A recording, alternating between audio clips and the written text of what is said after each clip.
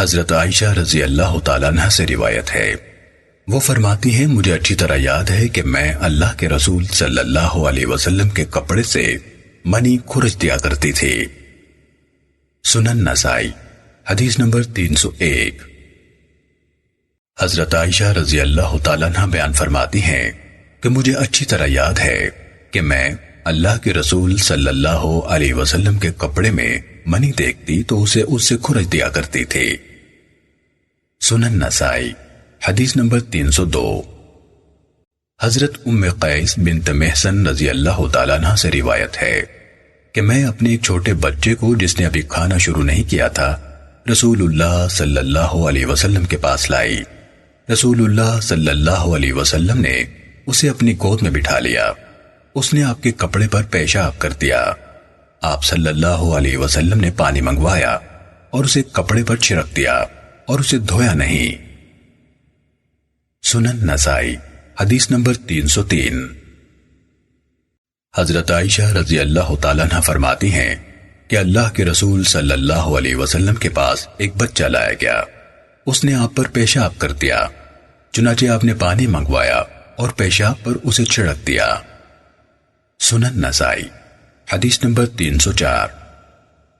حضرت ابو سمح رضی اللہ تعالیٰ عنہ سے روایت ہے، انہوں نے کہا نبی صلی اللہ علیہ وسلم نے فرمایا لڑکی کے پیشاب کی وجہ سے کپڑا دھویا جائے اور لڑکے کی پیشاب کی وجہ سے پانی چھڑک دیا جائے۔ سنن نسائی حدیث نمبر 305۔ حضرت انس بن مالک رضی اللہ تعالیٰ عنہ سے روایت ہے کہ عقل قبیلے کے کچھ لوگ رسول اللہ صلی اللہ علیہ وسلم کے پاس آئے اور کلمہ اسلام پڑھا۔ پھر وہ کہنے لگے اے اللہ کے رسول، ہم اونٹوں والے لوگ ہیں، کھیتی والی نہیں، اور انہوں نے مدینے کی آب و ہوا کو ناموافق پایا تو رسول اللہ صلی اللہ علیہ وسلم نے ان کے لیے اونٹوں اور چرواہے کا حکم دیا اور انہیں حکم دیا کہ ان میں چلے جائیں اور ان کے دودھ اور پیشاب پئیں۔ پھر جب وہ تندرست ہو گئے اور وہ حرہ کے کنارے میں رہ رہے تھے، وہ اسلام لانے کے بعد پھر کافر ہو گئے۔ انہوں نے نبی صلی اللہ علیہ وسلم کے چرواہے کو قتل کر دیا اور آپ کے اونٹ ہانک کر لے گئے۔ رسول اللہ صلی اللہ علیہ وسلم کو یہ بات پہنچی تو آپ نے ان کے پیچھے تلاش کرنے والے بھیجے۔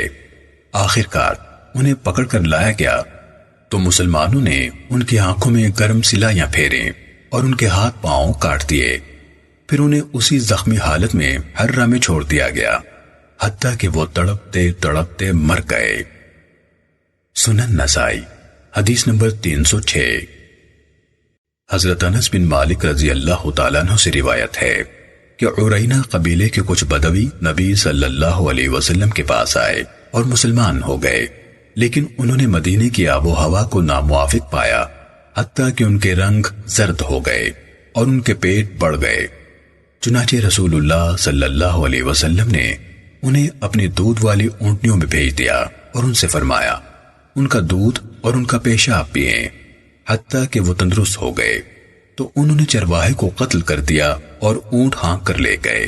چنانچہ نبی صلی اللہ علیہ وسلم نے انہیں پکڑنے کے لیے آدمی بھیجے۔ وہ پکڑ کر لائے گئے تو آپ نے ان کے ہاتھ پاؤں کاٹ دیے اور ان کی آنکھوں میں گرم سلائیاں پھیریں۔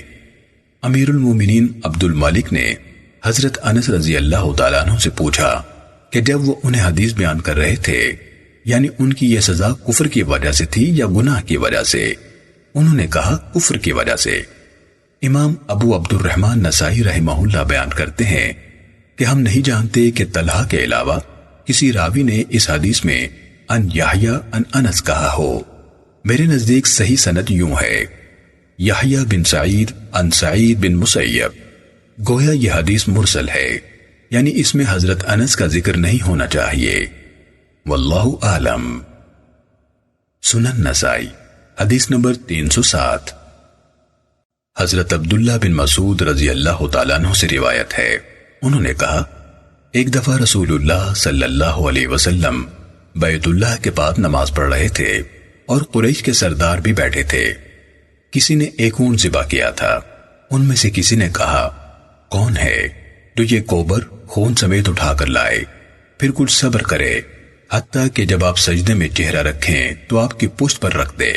حضرت عبداللہ بیان کرتے ہیں چنانچہ ایک بدبخت اٹھا، گوبر وغیرہ اٹھا کر لایا، پھر ذرا ٹھہرا۔ جب آپ صلی اللہ علیہ وسلم سجدے میں گر پڑے تو اس نے وہ سب کچھ آپ کی پشت پر رکھ دیا۔ حضرت فاطمہ بنت رسول اللہ صلی اللہ علیہ وسلم کو اطلاع کی گئی، جبکہ وہ چھوٹی لڑکی تھیں۔ وہ بھاگی بھاگی آئیں اور یہ گندگی آپ کی پشت سے ہٹا دی۔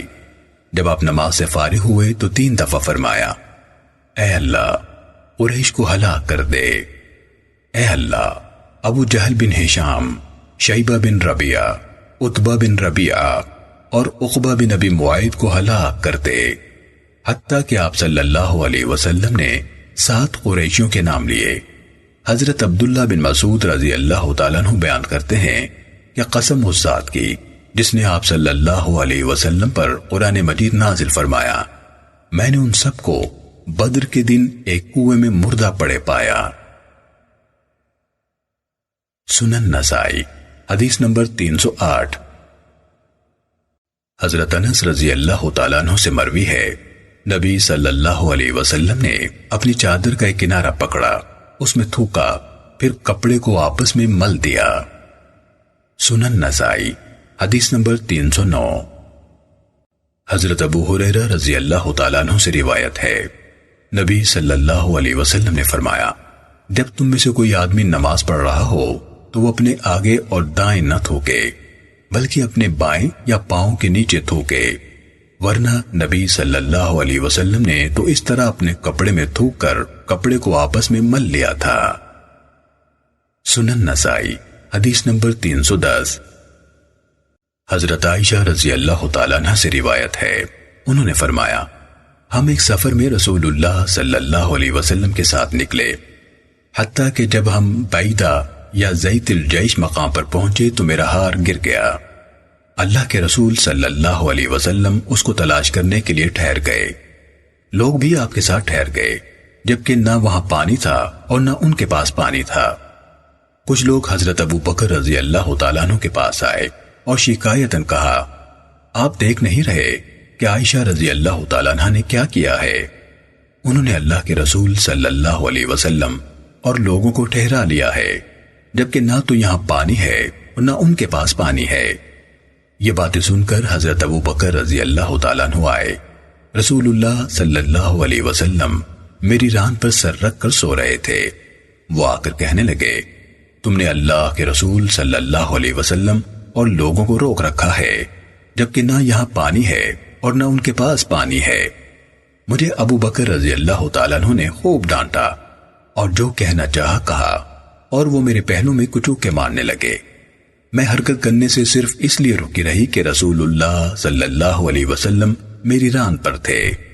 اللہ کے رسول صلی اللہ علیہ وسلم سوئے رہے حتیٰ کہ بغیر پانی کے صبح ہو گئی، تو اللہ تعالیٰ نے تیمم والی آیت اتار دی۔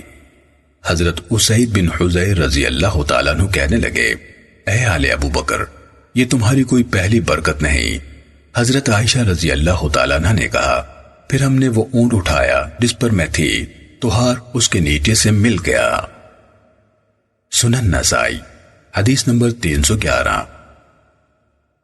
حضرت ابو جہیم رضی اللہ تعالیٰ عنہ سے منقول ہے کہ اللہ کے رسول صلی اللہ علیہ وسلم بیر جمل کی طرف سے آئے، آپ کو آگے سے ایک آدمی ملا اور اس نے آپ کو سلام کیا۔ اللہ کے رسول صلی اللہ علیہ وسلم نے اسے جواب نہ دیا حتیٰ کہ آپ ایک دیوار کی طرف گئے، چہرے اور ہاتھوں کا مسح کیا، پھر اسے جواب دیا۔ سنن نسائی حدیث نمبر 312۔ حضرت عبد الرحمن بن ابزہ سے روایت ہے کہ ایک آدمی حضرت عمر رضی اللہ تعالیٰ عنہ کے پاس آیا اور کہنے لگا، تحقیق میں جنبی ہو گیا اور پانی نہ پا سکا۔ حضرت عمر رضی اللہ تعالیٰ عنہ نے فرمایا، تو نماز نہ پڑھ۔ حضرت عمار بن یاسر رضی اللہ تعالیٰ عنہ کہنے لگے، اے امیر المومنین، کیا آپ کو یاد نہیں کہ ایک دفعہ میں اور آپ ایک لشکر میں تھے، ہم دونوں جنبی ہو گئے تو ہمیں پانی نہ ملا، آپ نے تو نماز نہ پڑھی، لیکن میں اچھی طرح مٹی میں لوٹ پوٹ ہوا اور نماز پڑھ لی۔ پھر ہم نبی صلی اللہ علیہ وسلم کے پاس آئے اور آپ سے اس بات کا ذکر کیا۔ آپ نے فرمایا، تجھے اتنا کافی تھا۔ چنانچہ نبی صلی اللہ علیہ وسلم نے اپنے دونوں ہاتھ زمین پر مارے، پھر ان میں پھونک مارے پھر ان دونوں کے ساتھ چہرے اور ہتھیلیوں کا مسح کیا۔ سلمہ کو شک ہے، انہیں یاد نہیں کہ مسح صرف ہتھیلیوں پر یا کوہنیوں تک کیا تھا۔ حضرت عمر رضی اللہ تعالیٰ عنہ نے فرمایا، ہم تمہیں ذمہ دار بناتے ہیں اس روایت کا جس کے تم ذمہ دار بنے ہو۔ سنن نسائی حدیث نمبر 313۔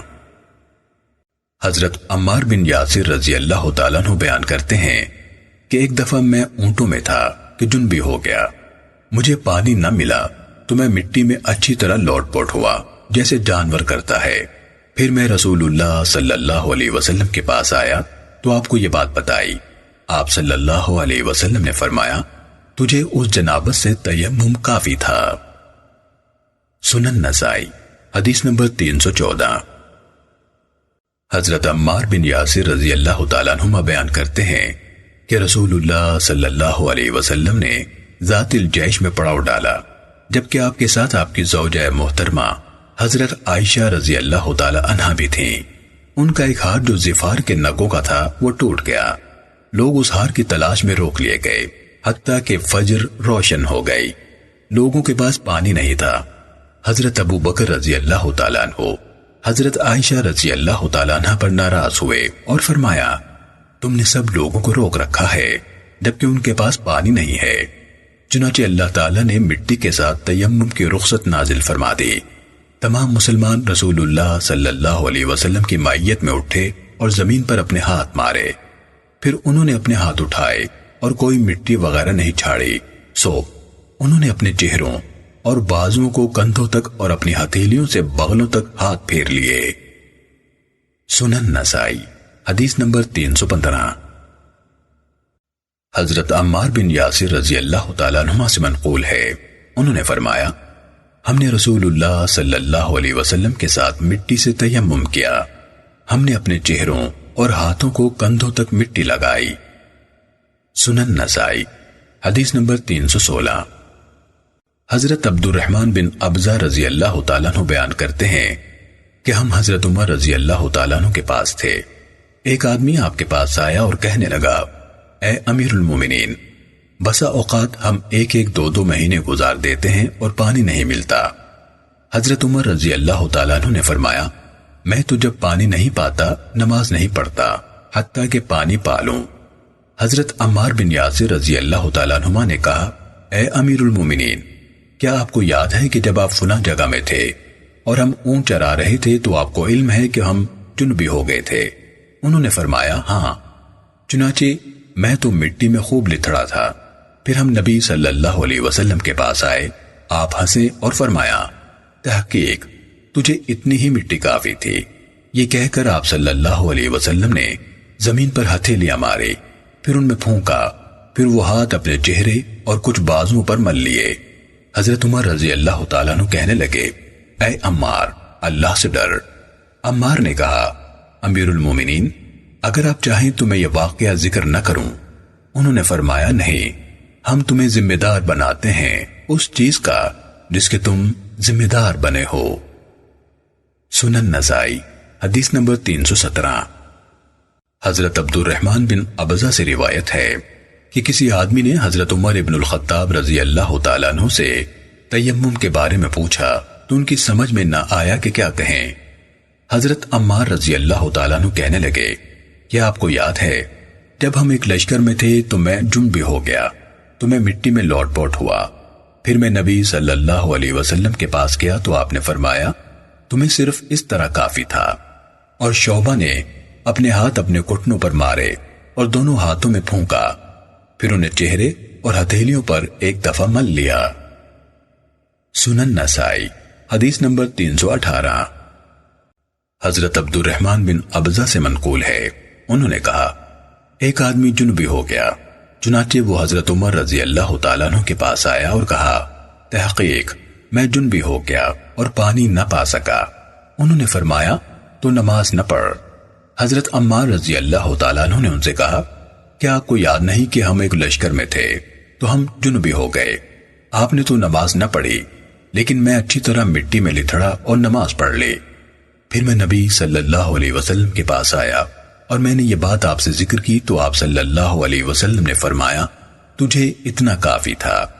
شعبہ یعنی راوی حدیث نے اپنی ہتھیلی ایک دفعہ زمین پر ماری، پھر اس میں پھونک ماری، پھر ایک کو دوسری سے ملا، پھر انہیں اپنے چہرے پر مل لیا۔ پھر حضرت عمر رضی اللہ تعالیٰ عنہ نے کچھ ذکر کیا جو میں نہیں جانتا، تو حضرت عمار رضی اللہ تعالیٰ عنہ کہنے لگے اگر آپ کہیں تو میں یہ حدیث بیان نہ کروں۔ سلمہ یعنی راوی نے ابو مالک سے اس سند میں کچھ بیان کیا ہے، اور سلمہ نے یہ الفاظ زیادہ کہے ہیں کہ حضرت عمر رضی اللہ تعالیٰ عنہ نے فرمایا ہم تمہیں اس چیز کا ذمہ دار بناتے ہیں جس کے تم ذمہ دار بنے ہو۔ سنن نسائی حدیث نمبر 319۔ حضرت عبد الرحمن بن ابزہ سے روایت ہے کہ ایک آدمی حضرت عمر رضی اللہ تعالیٰ عنہ کے پاس آیا اور کہنے لگا میں جنبی ہو گیا ہوں اور مجھے پانی نہیں ملتا۔ انہوں نے فرمایا تو نماز نہ پڑھ۔ حضرت عمار رضی اللہ تعالیٰ عنہ کہنے لگے اے امیر المومنین، کیا آپ کو یاد نہیں کہ جب میں اور آپ ایک لشکر میں تھے، چنانچہ ہم دونوں جنبی ہو گئے اور ہم پانی نہ پا سکے، آپ نے تو نماز نہ پڑھی، لیکن میں اچھی طرح مٹی میں لوٹ پوٹ ہوا پھر نماز پڑھ لی۔ جب ہم رسول اللہ صلی اللہ علیہ وسلم کے پاس آئے تو میں نے آپ سے یہ ذکر کیا۔ آپ صلی اللہ علیہ وسلم نے فرمایا تجھے اتنا کافی تھا، اور نبی صلی اللہ علیہ وسلم نے اپنے ہاتھ زمین پر مارے، پھر ان میں پھونک ماری اور انہیں اپنے چہرے اور ہتھیلیوں پر مل لیا۔ سلمہ راوی کو شک ہے اور اس نے کہا میں نہیں جانتا کہ میرے شیخ زر نے اس میں کوہنیوں تک کہا یا ہتھیلیوں تک۔ حضرت عمر رضی اللہ تعالیٰ عنہ نے فرمایا ہم تمہیں اس چیز کا ذمہ دار بناتے ہیں جس کے تم ذمہ دار بنے ہو۔ شعبہ نے کہا سلمہ راوی کہتے تھے کہ ہتھیلیوں، چہرے اور کوہنیوں کا مسح کیا۔ یہ سن کر منصور نے ان سے کہا غور کرو تم کیا کہہ رہے ہو، تحقیق کوہنیوں پر مسح کرنے کا ذکر تمہارے سوا کوئی نہیں کرتا۔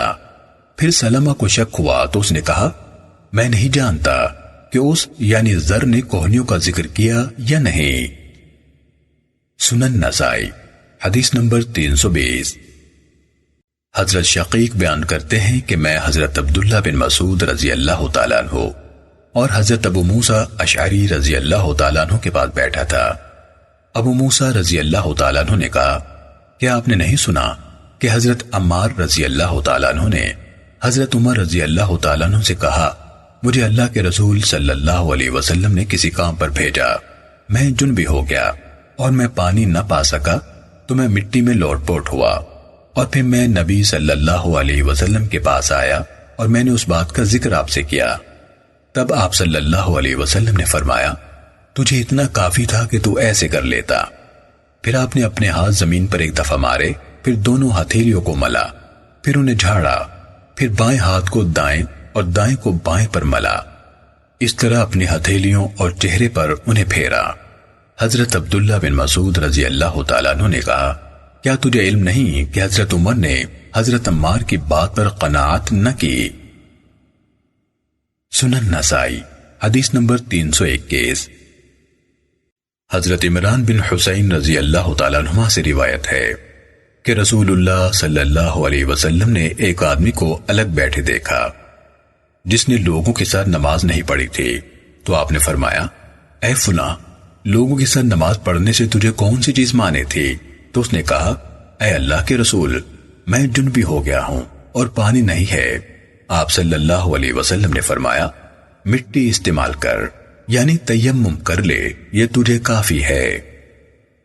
سنن نسائی حدیث نمبر 322۔ حضرت ابو ذر رضی اللہ تعالیٰ عنہ سے روایت ہے رسول اللہ صلی اللہ علیہ وسلم نے فرمایا پاک مٹی مسلمان کے لیے ذریعہ طہارت ہے، خواہ 10 سال پانی نہ ملے۔ سنن نسائی حدیث نمبر 323۔ حضرت عائشہ رضی اللہ تعالیٰ عنہ فرماتی ہیں کہ اللہ کے رسول صلی اللہ علیہ وسلم نے حضرت اسید بن حضیر رضی اللہ تعالیٰ عنہ اور کچھ دوسرے لوگوں کو عائشہ رضی اللہ تعالیٰ عنہ کے ہار کی تلاش میں بھیجا جسے وہ اپنی منزل میں بھول گئی تھیں۔ نماز کا وقت ہو گیا، جبکہ ان لوگوں کا وضو نہیں تھا، وہ پانی نہ پا سکے تو انہوں نے بغیر وضو کے نماز پڑھ لی۔ پھر انہوں نے اس بات کا ذکر اللہ کے رسول صلی اللہ علیہ وسلم سے کیا تو اللہ تعالیٰ نے تیمم کی آیت اتار دی۔ حضرت اسید بن حضیر رضی اللہ تعالیٰ عنہ کہنے لگے، اللہ تعالیٰ آپ کو جزائے خیر عطا فرمائے۔ اللہ کی قسم، جب بھی آپ کو کوئی ایسا معاملہ پیش آیا جسے آپ پسند نہ کرتی ہوں تو اللہ تعالیٰ نے اس میں آپ کے لیے اور دوسرے مسلمانوں کے لیے خیر رکھ دی۔ سنن نسائی حدیث نمبر 324۔ حضرت طارق رضی اللہ تعالیٰ عنہ سے روایت ہے کہ ایک آدمی جنبی ہو گیا اور اسے پانی نہ ملا تو اس نے نماز نہ پڑھی۔ پھر وہ نبی صلی اللہ علیہ وسلم کے پاس آیا اور آپ کو یہ بات بتائی تو آپ صلی اللہ علیہ وسلم نے فرمایا، تو نے ٹھیک کیا۔ ایک اور آدمی جنبی ہو گیا تو اس نے تیمم کر کے نماز پڑھ لی۔ وہ آپ کے پاس آیا تو اسے بھی آپ نے وہی کہا تو دوسرے کو کہا تھا، یعنی تو نے ٹھیک کیا۔ سنن نسائی حدیث نمبر 325۔ حضرت ابو سعید خدری رضی اللہ تعالیٰ عنہ سے منقول ہے کہ پوچھا گیا، اے اللہ کے رسول، کیا آپ بھزاعہ کے کنویں سے وضو کرتے ہیں جبکہ اس کنویں میں کتوں کا گوشت، حیض والے کپڑے اور گندگی گر پڑتی ہے؟ آپ صلی اللہ علیہ وسلم نے فرمایا، پانی پاک اور پاک کرنے والا ہوتا ہے، کوئی چیز اس کو پلید نہیں کرتی۔ سنن نسائی حدیث نمبر 327۔ حضرت ابو سعید خدری رضی اللہ تعالیٰ عنہ سے مروی ہے کہ میں نبی صلی اللہ علیہ وسلم کے پاس سے گزرا جبکہ آپ بوزاعہ کے کنویں کے پانی سے وضو فرما رہے تھے۔ میں نے کہا، کیا آپ اس پانی سے وضو کرتے ہیں؟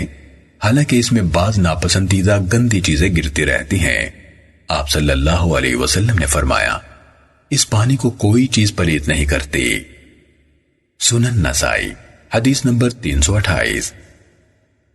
حضرت ابن عمر رضی اللہ تعالیٰ عنہما سے مروی ہے کہ اللہ کے رسول صلی اللہ علیہ وسلم سے اس پانی کے بارے میں پوچھا گیا جس پر جانور اور خصوصاً درندے پینے کے لیے آتے جاتے رہتے ہیں۔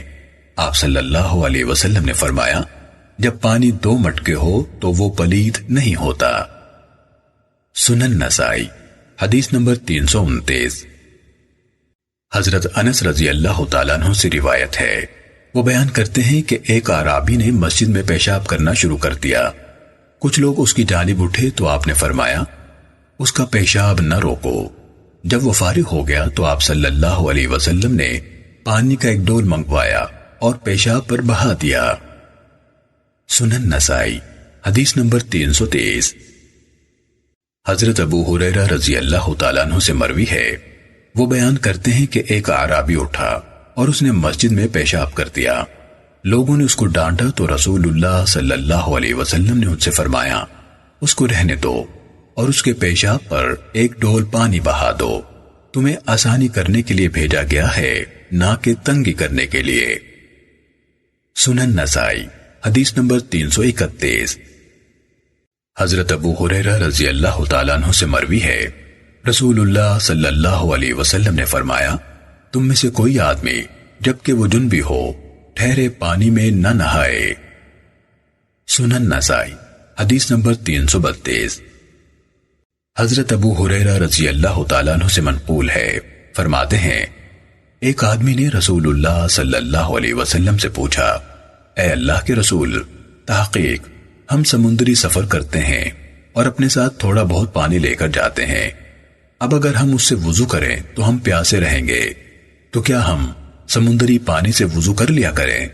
رسول اللہ صلی اللہ علیہ وسلم نے فرمایا، سمندر کا پانی پاک اور پاک کرنے والا ہوتا ہے اور اس کا مرنے والا جانور حلال ہوتا ہے۔ سنن نسائی حدیث نمبر 333۔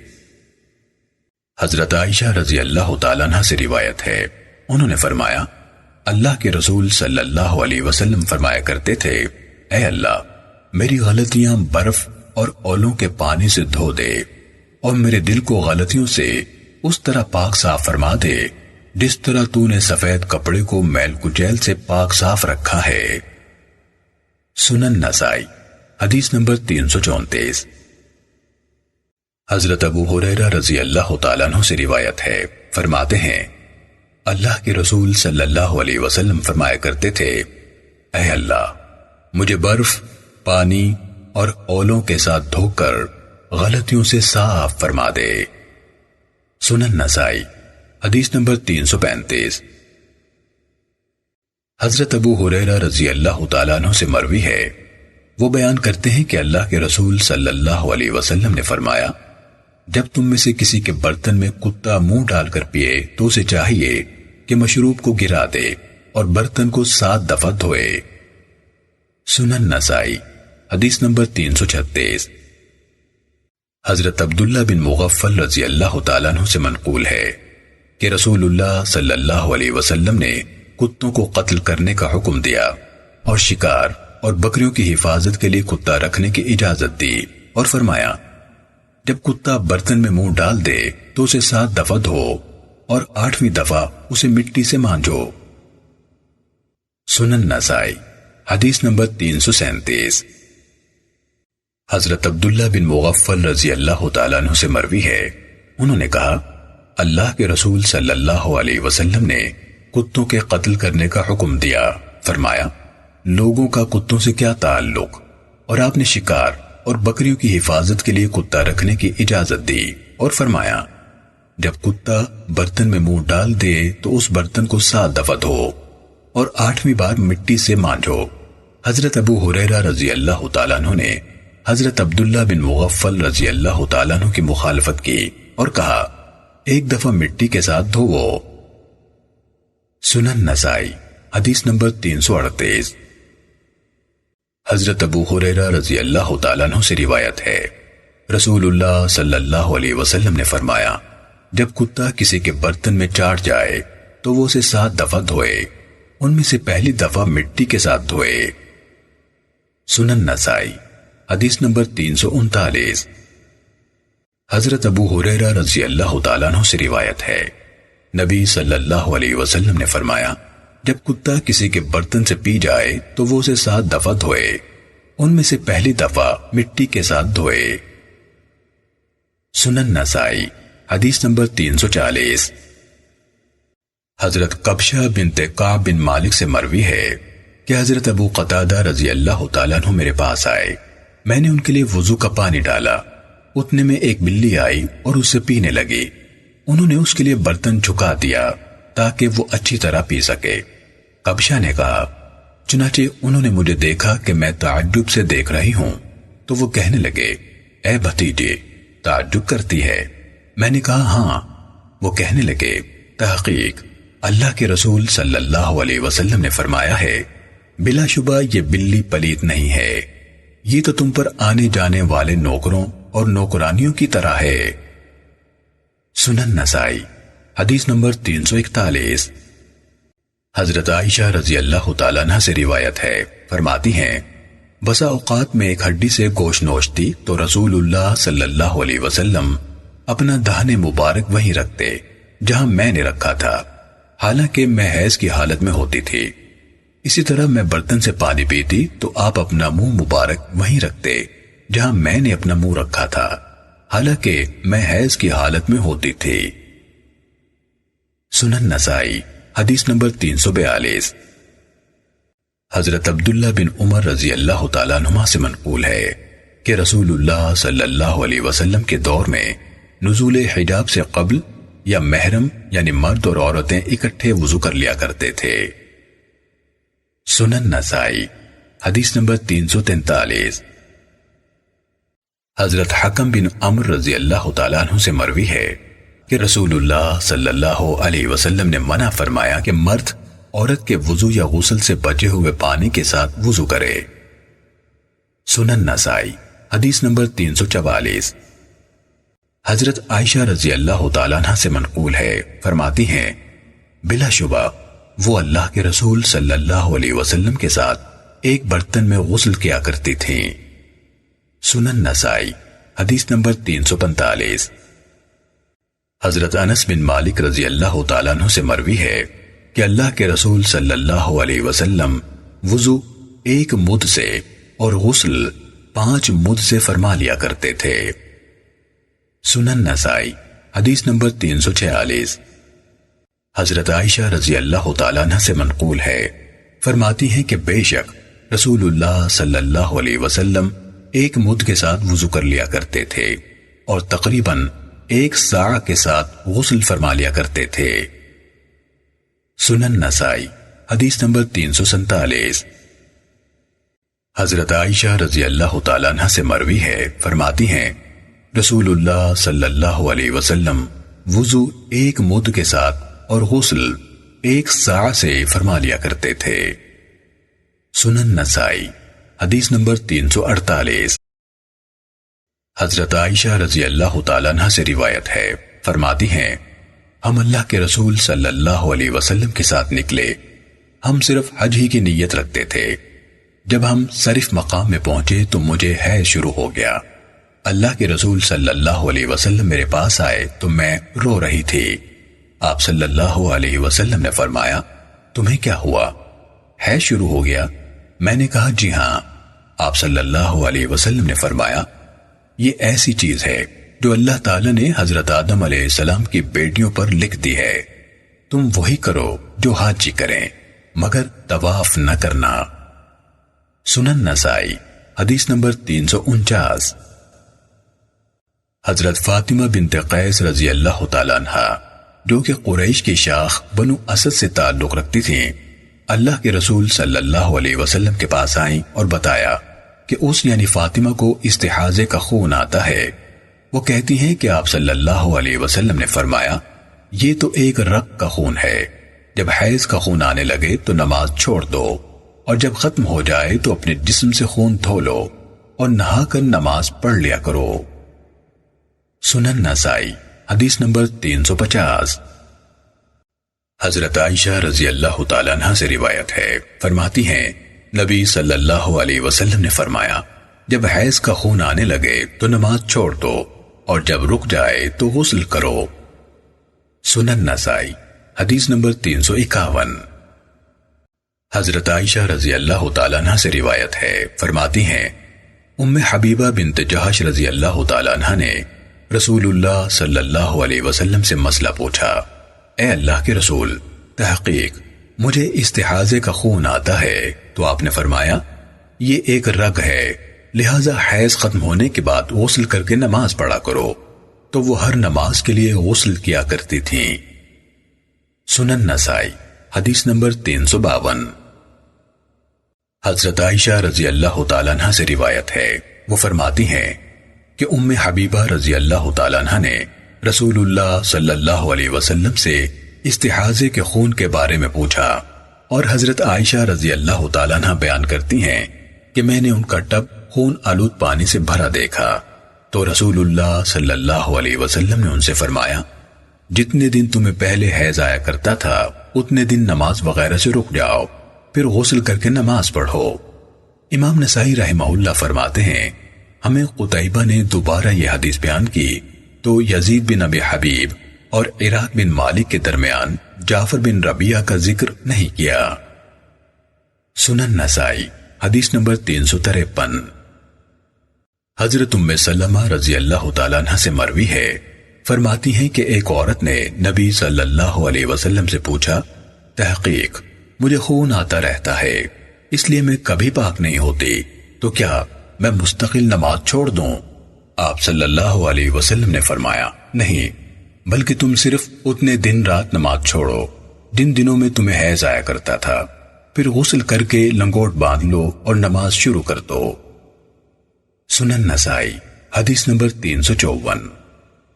حضرت ام سلمہ رضی اللہ تعالیٰ عنہ سے روایت ہے کہ ایک عورت کو رسول اللہ صلی اللہ علیہ وسلم کے دور میں بہت خون آتا تھا، تو ام سلمہ رضی اللہ تعالیٰ عنہ نے اس کے بارے میں اللہ کے رسول صلی اللہ علیہ وسلم سے مسئلہ پوچھا، تو آپ نے فرمایا بیماری لگنے سے پہلے اس کو جن شب و روز میں ہر ماہ حیض آیا کرتا تھا ان کا حساب لگائے اور ہر مہینے ان دنوں میں نماز چھوڑ دے، اور جب وہ دن گزر جائیں تو وہ غسل کرے، لنگوٹ باندھے، پھر نماز شروع کرتے۔ سنن نسائی حدیث نمبر 355۔ حضرت عائشہ رضی اللہ تعالیٰ عنہ بیان کرتی ہیں کہ ام حبیبہ بنت جہش رضی اللہ تعالیٰ عنہ جو عبد الرحمن بن عوف رضی اللہ تعالیٰ عنہ کے نکاح میں تھیں، ان کو استحاضے کا خون آتا رہتا تھا، وہ پاک نہیں ہوتی تھیں، ان کا مسئلہ رسول اللہ صلی اللہ علیہ وسلم کے سامنے ذکر کیا گیا تو آپ صلی اللہ علیہ وسلم نے فرمایا یہ حیض نہیں بلکہ یہ تو رحم میں کوئی زخم ہے، وہ اپنے دنوں کو یاد کرے جن میں اسے حیض آیا کرتا تھا، چنانچہ ان دنوں میں نماز چھوڑ دے، پھر اس کے بعد وہ ہر نماز کے لیے غسل کیا کرے۔ سنن نسائی حدیث نمبر 356۔ حضرت عائشہ رضی اللہ تعالیٰ عنہ سے روایت ہے کہ ام حبیبہ بنت جہش رضی اللہ تعالیٰ عنہ کو 7 سال استحاضہ رہا، چنانچہ انہوں نے نبی صلی اللہ علیہ وسلم سے پوچھا تو آپ صلی اللہ علیہ وسلم نے فرمایا یہ حیض نہیں بلکہ یہ تو رگ کا خون ہے۔ آپ نے انہیں حکم دیا کہ وہ اپنے گزشتہ حیض کے مطابق نماز چھوڑ دیں، پھر غسل کر کے نماز شروع کر دیں، تو وہ ہر نماز کے لیے غسل کر لیا کرتی تھیں۔ سنن نسائی حدیث نمبر 357۔ حضرت فاطمہ بنت ابی حبیش رضی اللہ تعالیٰ عنہ رسول اللہ صلی اللہ علیہ وسلم کے پاس آئیں اور بے قاعدہ خون کی شکایت کی۔ رسول اللہ صلی اللہ علیہ وسلم نے ان سے فرمایا یہ ایک رگ کا خون ہے، تم حساب لگا لو، جب تمہارے حیض کے دن آئیں تو نماز نہ پڑھو، اور جب حیض کے دن گزر جائیں تو غسل کر کے اگلے حیض کے آنے تک نماز پڑھو۔ امام ابو عبد الرحمن نسائی رحمہ اللہ بیان کرتے ہیں اس حدیث کو حضرت عروہ سے ہشام بن عروہ نے بھی بیان کیا ہے، مگر وہ الفاظ ذکر نہیں کیے جو منذر بن مغیرہ نے ذکر کیے ہیں۔ سنن نسائی حدیث نمبر 358۔ حضرت عائشہ رضی اللہ تعالیٰ عنہ فرماتی ہیں کہ فاطمہ بنت ابی حبیش رضی اللہ تعالیٰ عنہ رسول اللہ صلی اللہ علیہ وسلم کے پاس آئیں اور کہا تحقیق مجھے استحاضہ آتا ہے اور میں پاک نہیں ہوتی، تو کیا میں نماز چھوڑ دوں؟ آپ صلی اللہ علیہ وسلم نے فرمایا نہیں، یہ تو ایک رگ کا خون ہے، یہ حیض نہیں، جب حیض کا خون آئے تو نماز چھوڑ دو، اور جب ختم ہو جائے تو خون دھو کر نماز پڑھو۔ سنن نسائی حدیث نمبر 359۔ حضرت عائشہ رضی اللہ تعالیٰ عنہ سے روایت ہے کہ ایک عورت کو رسول اللہ صلی اللہ علیہ وسلم کے دور میں استحاضہ آتا تھا، اسے کہا گیا تحقیق یہ ایک سرکش رگ کا خون ہے، اور اسے حکم دیا گیا کہ وہ ظہر کو مؤخر کرے اور عصر کو جلدی کرے اور دونوں کے لیے ایک غسل کرے، اسی طرح مغرب کو مؤخر کرے اور عشاء کو جلدی کرے اور دونوں کے لیے ایک غسل کرے اور صبح کی نماز کے لیے الگ غسل کرے۔ سنن نسائی حدیث نمبر 360۔ حضرت زینب بنت جہش رضی اللہ تعالیٰ عنہ سے روایت ہے کہ میں نے نبی صلی اللہ علیہ وسلم سے کہا تحقیق میں استحاضے والی عورت ہوں۔ آپ صلی اللہ علیہ وسلم نے فرمایا اپنے حیض کے دنوں میں نماز سے رکی رہو، پھر غسل کرو اور ظہر کو مؤخر کرو اور عصر کو جلدی کرو اور غسل کر کے دونوں نمازیں پڑھو، اسی طرح مغرب کو مؤخر کرو اور عشاء کو جلدی کرو اور غسل کر کے دونوں نمازیں اکٹھی پڑھو اور فجر کے لیے الگ غسل کرو۔ سنن نسائی حدیث نمبر 361۔ حضرت فاطمہ بنت ابی حبیش رضی اللہ تعالیٰ عنہ سے منقول ہے کہ انہیں استحاضہ آتا تھا، اللہ کے رسول صلی اللہ علیہ وسلم نے ان سے فرمایا جب حیض کا خون آئے اور یہ سیاہ خون ہوتا ہے اور پہچانا جاتا ہے تو نماز سے رک جاؤ، اور جب دوسرا خون ہو تو وضو کر کے نماز پڑھتی رہو، کیونکہ یہ ایک رگ کا خون ہے۔ محمد بن مسنہ نے فرمایا ابن ابی عدی نے یہ حدیث ہمیں اپنی کتاب سے بیان فرمائی، جبکہ آئندہ حدیث 1363 اپنے حافظے سے بیان فرمائی۔ سنن نسائی حدیث نمبر 362۔ حضرت عائشہ رضی اللہ تعالیٰ عنہ سے روایت ہے کہ فاطمہ بنت ابی حبیش رضی اللہ تعالیٰ عنہ کو استحاضہ آتا تھا، تو ان سے رسول اللہ صلی اللہ علیہ وسلم نے فرمایا تحقیق حیض کا خون سیاہ ہوتا ہے اور پہچانا جاتا ہے، جب یہ خون ہو تو نماز سے رک جاؤ، اور جب دوسرا خون یعنی استحاضہ ہو تو وضو کر کے نماز پڑھو۔ امام ابو عبد الرحمن نسائی رحمہ اللہ بیان کرتے ہیں کہ یہ حدیث بہت سے راویوں نے بیان کی ہے، لیکن کسی نے وہ لفظ بیان نہیں کیے جو ابن ابی عدی نے ذکر کیے ہیں۔ سنن نسائی حدیث نمبر 363۔ حضرت عائشہ رضی اللہ تعالیٰ عنہ فرماتی ہیں کہ فاطمہ بنت ابی حبیش رضی اللہ تعالیٰ عنہ کو استحاضہ آتا تھا۔ انہوں نے نبی صلی اللہ علیہ وسلم سے پوچھا، اے اللہ کے رسول، مجھے استحاضہ یعنی بے قاعدہ خون آتا ہے اور میں کبھی پاک نہیں ہوتی، تو کیا میں نماز چھوڑ دوں؟ اللہ کے رسول صلی اللہ علیہ وسلم نے فرمایا، یہ تو ایک رگ کا خون ہے، حیض نہیں۔ جب حیض آنے لگے تو نماز چھوڑ دو، اور جب رک جائے تو خون دھو کر وضو کرو اور نماز پڑھو، کیونکہ یہ ایک رگ کا خون ہے، حیض نہیں ہے۔ راوی سے کہا گیا، کیا حیض کے اختتام پر وہ غسل کرے گی؟ انہوں نے کہا، اس میں تو کسی کو شک ہی نہیں۔ امام ابو عبد الرحمن نسائی رحمہ اللہ بیان کرتے ہیں کہ اس حدیث کو ہشام بن عروہ سے بہت سے راویوں نے بیان کیا ہے، مگر حماد کے سوا کسی نے توضعی کے لفظ ذکر نہیں کیے۔ واللہ اعلم۔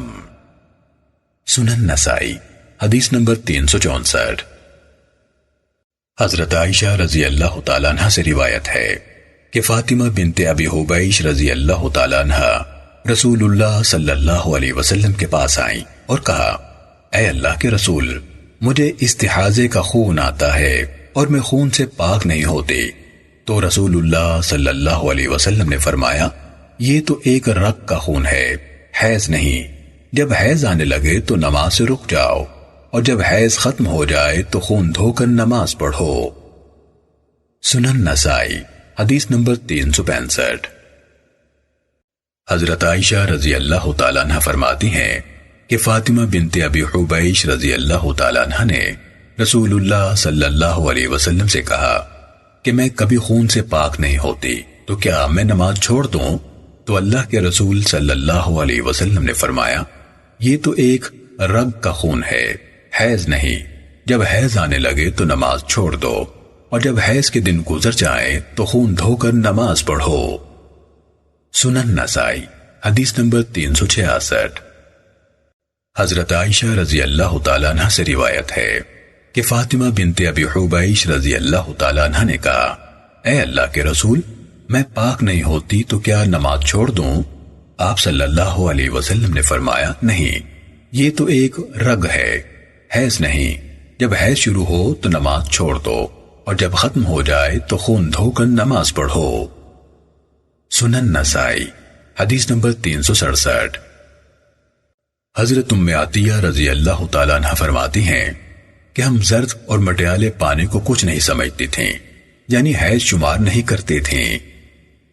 سنن نسائی حدیث نمبر 368۔ حضرت انس رضی اللہ تعالیٰ عنہ بیان کرتے ہیں کہ یہودیوں میں جب کسی عورت کو حیض آتا تو وہ اس کے ساتھ کھاتے پیتے نہ اس کے ساتھ گھروں میں رہتے۔ لوگوں نے نبی صلی اللہ علیہ وسلم سے پوچھا تو اللہ تعالیٰ نے یہ آیت اتار دی، وَيَسْأَلُونَكَ عَنِ الْمَحِيضِ قُلْ هُوَ أَذًى۔ اور لوگ آپ سے حیض کے بارے میں پوچھتے ہیں، کہہ دیجئے وہ پلید چیز ہے، لہٰذا حیض کی حالت میں عورتوں کے ساتھ جماع سے دور رہو۔ تو اللہ کے رسول صلی اللہ علیہ وسلم نے انہیں حکم دیا کہ ان کے ساتھ کھائیں پیئیں اور گھروں میں انہیں ساتھ رکھیں اور جماع کے سوا سب کچھ کریں۔ یہودی کہنے لگے، یہ رسول تو ہر چیز میں ہماری مخالفت کرتا ہے۔ حضرت اسید بن حضیر اور عباد بن بشر رضی اللہ عنہما کھڑے ہوئے، آپ کو یہ بات بتائی اور کہنے لگے، کیا ہم حیض کی حالت میں جماع بھی کر لیا کریں؟ اللہ کے رسول صلی اللہ علیہ وسلم کا چہرہ سخت متغیر ہو گیا، حتیٰ کہ ہم نے سمجھا کہ آپ ناراض ہو گئے، لہٰذا وہ اٹھ کھڑے ہوئے۔ اتنے میں رسول اللہ صلی اللہ علیہ وسلم کے پاس دودھ کا تحفہ آ گیا، تو آپ نے ان کے پیچھے آدمی بھیجا، وہ ان کو واپس لایا اور آپ نے ان کو دودھ پلایا، جس سے پتہ چل گیا کہ آپ ان پر ناراض نہیں ہیں۔ سنن نسائی حدیث نمبر 369۔ حضرت ابن عباس رضی اللہ تعالیٰ عنہما نبی صلی اللہ علیہ وسلم سے اس شخص کے بارے میں روایت بیان کرتے ہیں جو حیض کی حالت میں اپنی بیوی سے جماع کرتا ہے کہ وہ 1 دینار یا نصف دینار صدقہ کرے۔ سنن نسائی حدیث نمبر 370۔ حضرت ام سلمہ رضی اللہ تعالیٰ عنہ فرماتی ہیں کہ ایک دفعہ میں اللہ کے رسول صلی اللہ علیہ وسلم کے ساتھ لیٹی ہوئی تھی کہ مجھے حیض شروع ہو گیا۔ میں آہستہ سے نکل گئی اور اپنے حیض کے کپڑے پہن لیے۔ اللہ کے رسول صلی اللہ علیہ وسلم نے فرمایا، کیا تجھے حیض آ گیا؟ میں نے کہا جی ہاں۔ آپ صلی اللہ علیہ وسلم نے مجھے بلایا تو میں آپ کے ساتھ چادر میں لیٹ گئی۔ اس حدیث کے الفاظ عبید اللہ بن سعید کے ہیں۔ سنن نسائی حدیث نمبر 371۔ حضرت عائشہ رضی اللہ تعالیٰ عنہ فرماتی ہیں کہ میں اور اللہ کے رسول صلی اللہ علیہ وسلم رات کو ایک چادر میں سوتے تھے، حالانکہ میں حیض کی حالت میں ہوتی تھی۔ اگر آپ کو مجھ سے کچھ خون وغیرہ لگ جاتا تو آپ اس جگہ کو دھو لیتے، اس سے زائد نہ دھوتے، پھر اس میں نماز پڑھ لیتے۔ سنن نسائی حدیث نمبر 372۔ حضرت عائشہ رضی اللہ تعالیٰ عنہ فرماتی ہیں کہ جب ہم ازواج مطہرات میں سے کوئی حیض والی حالت میں ہوتی تو رسول اللہ صلی اللہ علیہ وسلم اسے حکم دیتے کہ وہ اپنا ازار باندھ لے، پھر آپ اس کے ساتھ لیٹ جاتے۔ سنن نسائی حدیث نمبر 373۔ حضرت عائشہ رضی اللہ تعالیٰ عنہ فرماتی ہیں کہ ہم یعنی ازواج مطہرات میں سے کسی کو حیض آنے لگتا تو رسول اللہ صلی اللہ علیہ وسلم اسے حکم دیتے کہ وہ ازار باندھ لے، پھر آپ اس کے ساتھ لیٹ جاتے۔ سنن نسائی حدیث نمبر 374۔ حضرت میمونہ رضی اللہ تعالیٰ عنہ فرماتی ہیں کہ رسول اللہ صلی اللہ علیہ وسلم اپنی بیویوں میں سے کسی بیوی کے ساتھ لیٹ جایا کرتے تھے جبکہ اسے حیض آ رہا ہوتا تھا اور اس پر آدھی رانوں تک یا گھٹنوں تک کپڑا ہوتا۔ لئیس کی حدیث میں ہے کہ وہ اس کپڑے سے اپنے جسم کو ڈھانپے ہوتی تھی۔ سنن نسائی حدیث نمبر 376۔ حضرت شریح سے روایت ہے، انہوں نے حضرت عائشہ رضی اللہ تعالیٰ عنہ سے پوچھا، کیا عورت حیض کی حالت میں اپنے خاوند کے ساتھ کھا سکتی ہے؟ انہوں نے فرمایا ہاں۔ رسول اللہ صلی اللہ علیہ وسلم مجھے بلاتے، میں حیض کی حالت میں آپ کے ساتھ کھاتی، آپ ایک گوشت والی ہڈی پکڑتے، پھر مجھے قسم دیتے، میں اسے کچھ گوشت نوچتی، پھر اسے رکھ دیتی تو آپ اٹھا لیتے اور اسے نوچنا شروع کر دیتے اور اپنا منہ مبارک وہیں رکھتے جہاں میں نے رکھا تھا۔ اسی طرح پانی منگواتے اور پینے سے پہلے مجھے قسم دیتے کہ میں پہلے پیوں۔ میں پکڑتی اور کچھ پانی پیتی، پھر میں رکھ دیتی تو آپ اٹھا لیتے اور اسے پانی پیتے اور اپنا منہ مبارک وہیں رکھتے جہاں میں نے رکھا تھا۔ سنن نسائی حدیث نمبر 377۔ حضرت عائشہ رضی اللہ تعالیٰ عنہ فرماتی ہیں کہ اللہ کے رسول صلی اللہ علیہ وسلم اپنا منہ مبارک اس جگہ رکھتے جہاں سے میں نے پیا تھا اور میرے بچے ہوئے پانی سے پیتے تھے، حالانکہ میں حیض کی حالت میں ہوتی تھی۔ سنن نسائی حدیث نمبر 378۔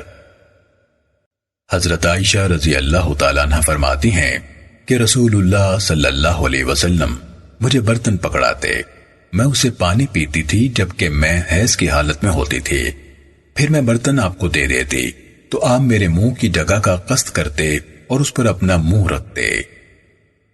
سنن نسائی حدیث نمبر 379۔ حضرت عائشہ رضی اللہ تعالیٰ عنہ فرماتی ہیں کہ میں حیض کی حالت میں پیالے سے پانی پیتی، پھر میں پیالہ نبی صلی اللہ علیہ وسلم کو پکڑا دیتی تو آپ اپنا منہ مبارک میرے منہ کی جگہ پر رکھ کر پانی پیتے۔ اسی طرح میں کوئی ہڈی نوچتی جبکہ میں حیض کی حالت میں ہوتی، پھر میں وہ نبی صلی اللہ علیہ وسلم کو پکڑا دیتی تو آپ اپنا منہ مبارک میرے منہ والی جگہ پر رکھتے۔ سنن نسائی حدیث نمبر 380۔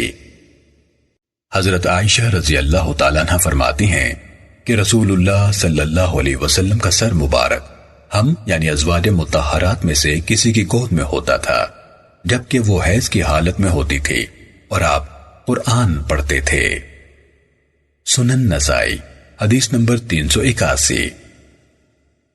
حضرت معاذہ ادویہ سے روایت ہے کہ ایک عورت نے حضرت عائشہ رضی اللہ تعالیٰ عنہ سے پوچھا کہ حیض والی عورت حیض کے دنوں کی نماز کی قضا ادا کرے؟ حضرت عائشہ رضی اللہ تعالیٰ عنہ نے فرمایا، کیا تو خارجی عورت ہے؟ ہمیں اللہ کے رسول صلی اللہ علیہ وسلم کی موجودگی میں حیض آتا تھا، ہم تو نماز کی قضا ادا نہیں کرتی تھیں اور نہ ہمیں قضا کی ادائیگی کا حکم دیا جاتا تھا۔ سنن نسائی حدیث نمبر 382۔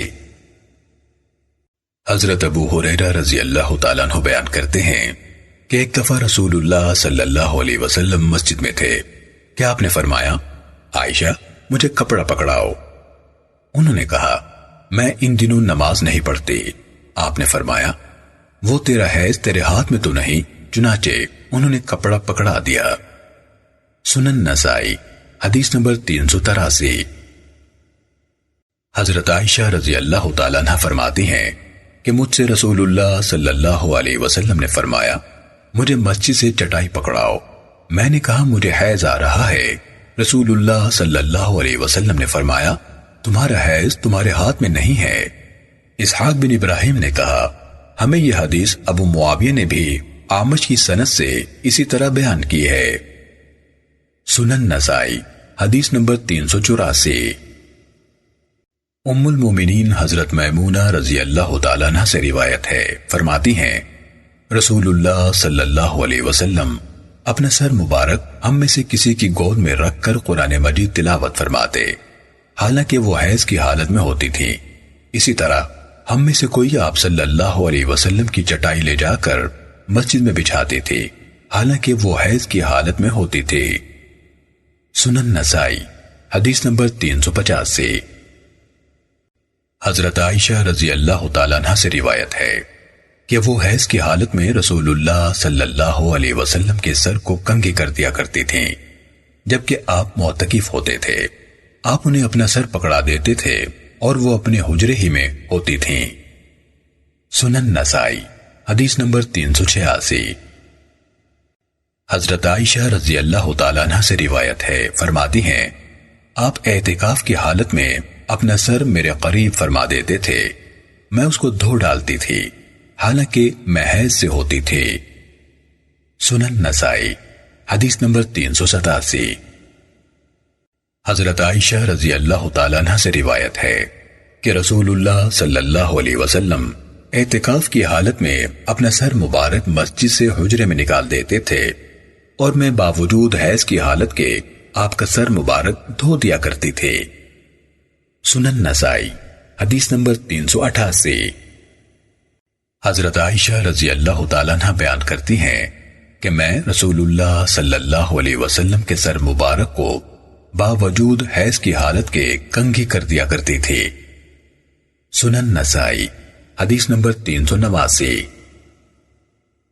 حضرت حفصہ رضی اللہ تعالیٰ عنہ سے روایت ہے کہ حضرت ام عطیہ رضی اللہ تعالیٰ عنہ جب بھی رسول اللہ صلی اللہ علیہ وسلم کا ذکر کرتی تو ضرور کہتی، میرا باپ آپ پر فدا ہو۔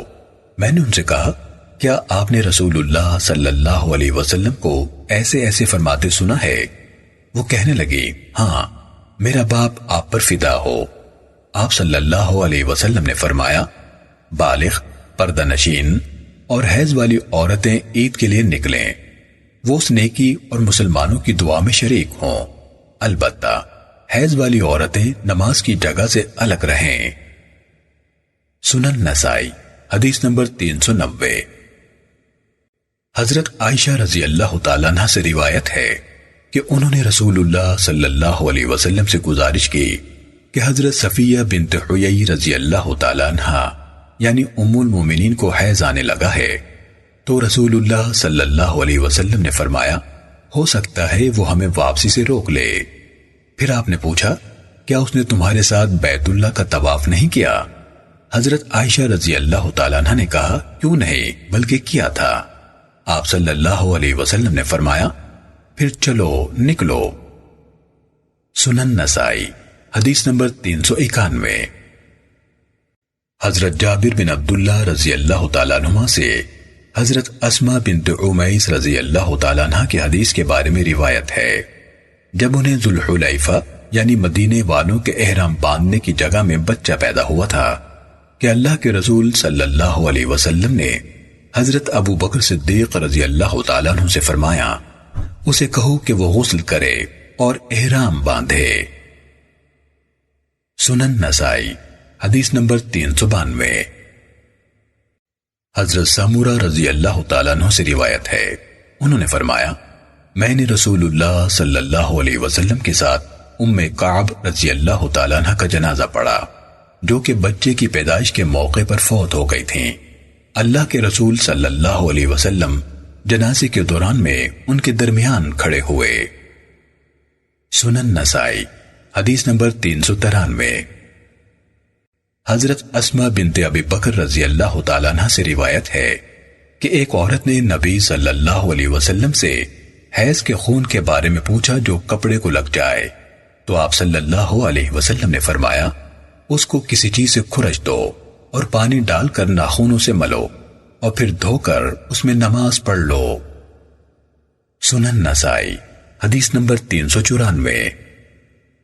حضرت ام قیس بنت محصن رضی اللہ تعالیٰ عنہ سے روایت ہے کہ انہوں نے رسول اللہ صلی اللہ علیہ وسلم سے حیض کے خون کے بارے میں پوچھا جو کپڑے کو لگ جائے، تو آپ صلی اللہ علیہ وسلم نے فرمایا اسے کسی لکڑی یا ہڈی وغیرہ سے کھرچ دو اور پانی اور بیری کے پتوں سے دھو دو۔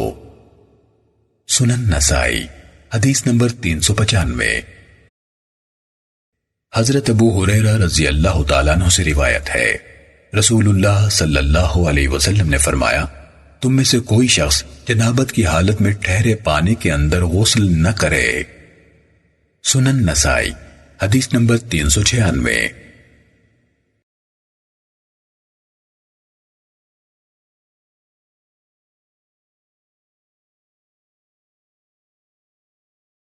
حضرت ابو ہریرہ رضی اللہ تعالیٰ عنہ سے روایت ہے نبی صلی اللہ علیہ وسلم نے فرمایا کوئی شخص ٹھہرے پانی میں پیشاب نہ کرے کہ پھر اسے اس سے غسل یا وضو کرنا پڑے۔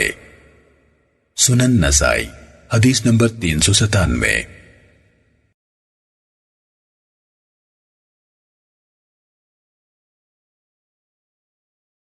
حضرت ابو ہریرہ رضی اللہ تعالیٰ عنہ سے روایت ہے رسول اللہ صلی اللہ علیہ وسلم نے منع فرمایا کہ ٹھہرے پانی میں پیشاب کیا جائے کہ پھر اس سے جنابت کی وجہ سے نہانا پڑے۔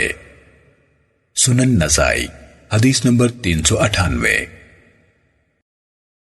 حضرت ابو ہریرہ رضی اللہ تعالیٰ عنہ سے روایت ہے نبی صلی اللہ علیہ وسلم نے ٹھہرے پانی میں پیشاب کرنے سے منع فرمایا کہ پھر اس سے نہایا جائے۔ سنن نسائی حدیث نمبر 399۔ حضرت ابو ہریرہ رضی اللہ تعالیٰ عنہ بیان کرتے ہیں کہ تم میں سے کوئی شخص ٹھہرے پانی میں پیشاب نہ کرے جو چلتا نہیں ہے کہ پھر اسے غسل کرے۔ حضرت سفیان نے کہا لوگوں نے ہشام بن حسان سے کہا کہ ایوب تو اس حدیث کو حضرت ابو ہریرہ رضی اللہ تعالیٰ عنہ تک ہی رکھتے ہیں، یعنی رسول اللہ صلی اللہ علیہ وسلم تک نہیں پہنچاتے۔ وہ فرمانے لگے ایوب کے بس میں ہوتا تو وہ کسی بھی حدیث کو مرفوع یعنی رسول اللہ صلی اللہ علیہ وسلم کی طرف منسوب بیان نہ کرتے۔ سنن نسائی حدیث نمبر 400۔